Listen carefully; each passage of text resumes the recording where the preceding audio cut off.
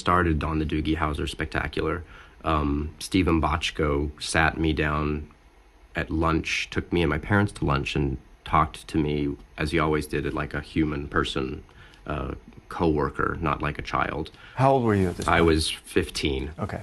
It was during the pilot. So I got the gig at the last minute, and he sat me down, and I was from New Mexico and was very, very green. And he sat me down and said, this industry is like surfing, is that you have to get on a surfboard and paddle through and wait for a long time, hoping that you catch a wave, and you'll try and catch them and you'll miss them and someone else will catch them and everyone will cheer.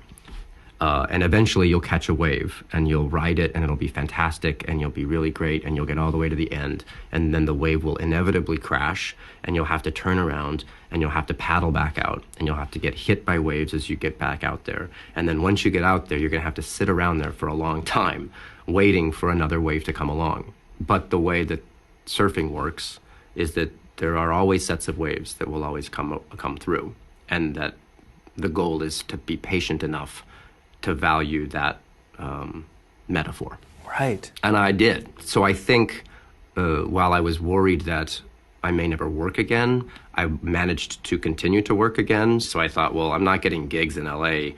I'm only getting offered TV movies, which is not a bad thing. Like once a year I would get offered great money for 4 weeks in Toronto or Vancouver to film a Christmas film or a movie where I kill my parents and with a wood maul.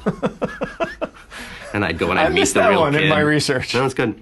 And Not Our Son. That was an actual movie. Yeah, Not Our Son.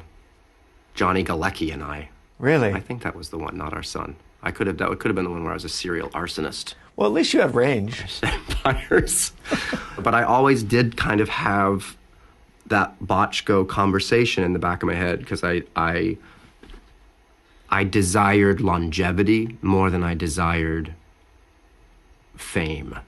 I think the immediacy of fame, although it is an opiate, is certainly double-edged. And so fame, like a shooting star, which is bright but dies out, I would much rather learn how to operate a telescope so I can have some kind of perspective and sit and wait for the next chapter.